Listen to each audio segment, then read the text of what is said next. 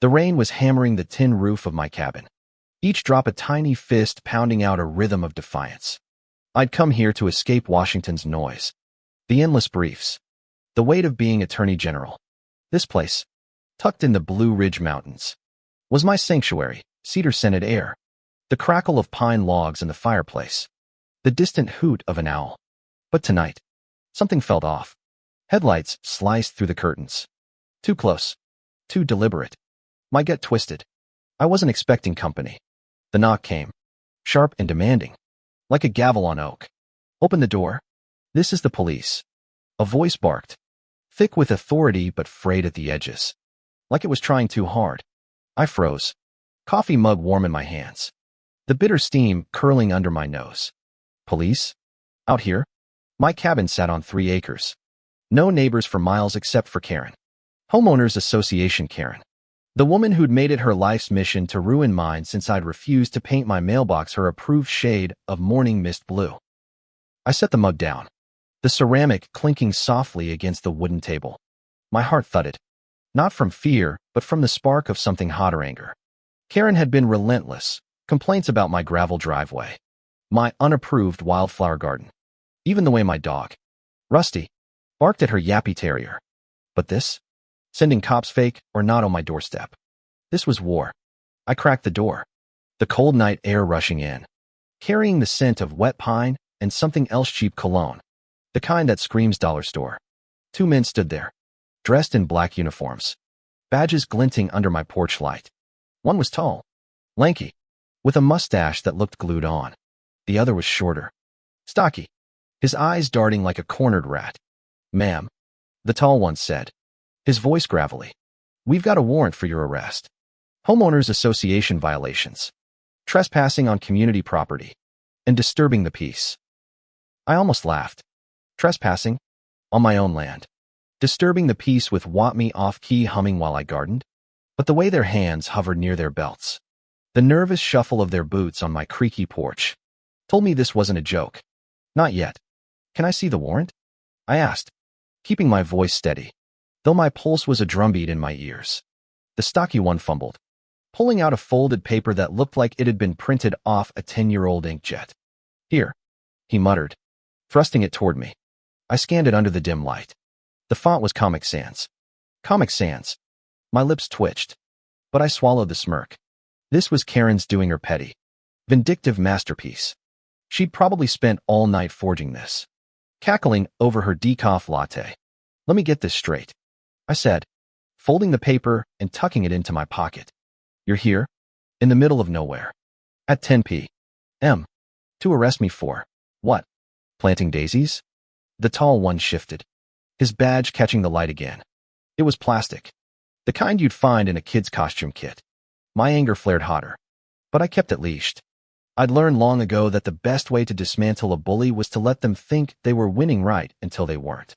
"Ma'am, just come with us," the stocky one said, his voice cracking like a teenager's.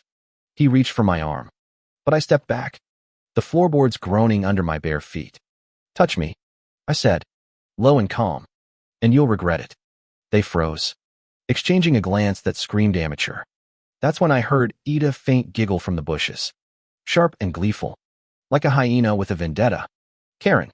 She was watching, probably filming this for her Homeowners Association newsletter, ready to crow about her victory. I sighed, long and heavy, the kind of sigh that carries the weight of 1,000 courtrooms. "You boys aren't cops, are you?" I said, crossing my arms. The tall one's mustache twitched. The stocky one's eyes widened, his hand dropping from his belt. "What's that supposed to mean?" he stammered. But the panic in his voice was louder than the rain. That's when the unexpected happened. A third figure emerged from the shadows, not from Karen's direction, but from the dirt road beyond my driveway. A woman, mid-30s, in a flannel shirt and mud-splattered boots, her flashlight cutting through the storm like a blade. "Everything okay here, Lena?" she called, her voice steady but laced with concern. It was Mara, the park ranger who patrolled these hills. I'd met her once, shared a beer by the lake, but I hadn't expected her tonight. Her presence shifted the air, like a storm breaking just before the lightning strikes. "These gentlemen claim they're here to arrest me," I said, nodding toward the fake cops. Mara's flashlight swept over them, catching the sheen of their dollar store badges. Her lips pressed into a thin line, and I swear I heard her mutter, "Idiots." She stepped closer, her boots crunching on the gravel. "You got ID?" she asked, her tone all business. The fake cop stammered, their story unraveling faster than a cheap sweater. I didn't wait for them to answer. I turned, grabbed my phone from the counter, and pulled up my official credentials, Attorney General of the United States, complete with the seal and my name in bold. I held it up, the screen glowing like a beacon in the dark. "You're not cops," I said, my voice cutting through the rain. "And you're trespassing on private property. Care to explain before I make a call that ends your little charade?" The tall one's face went pale, his mustache practically wilting. The stocky one backed up, nearly tripping over the porch steps. We were just hired," he blurted. "Some lady paid us to scare you. Said it was a prank."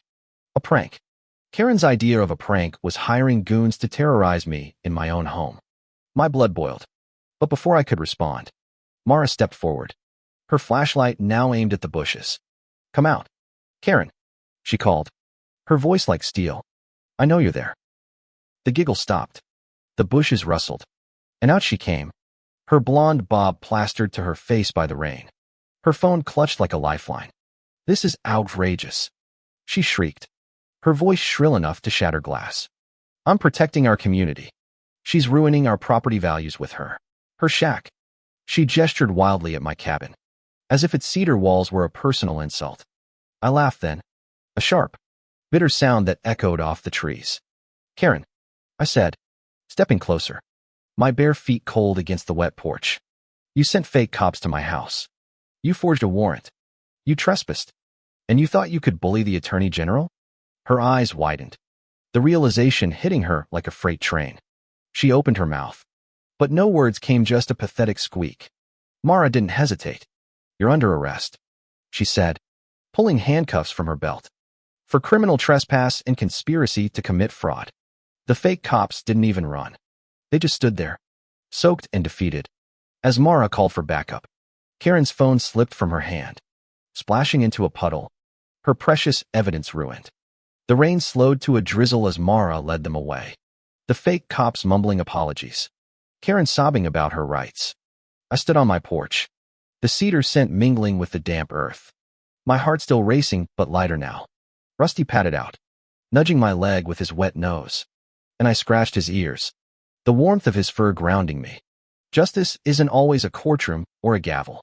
Sometimes it's the sound of handcuffs clicking in the rain, the sight of a bully's empire crumbling in a puddle. I'd come here to escape, but tonight, I'd reminded myself and Karen who I was. The Attorney General doesn't run. She fights. And she wins. As the taillights of Mara's truck faded into the night, I turned back to my cabin, the fire still crackling, the owl still hooting in the distance. The world felt right again. Not because Karen was gone, but because I'd stood my ground. Sometimes, that's all it takes to reclaim your peace, one fearless stand in the storm.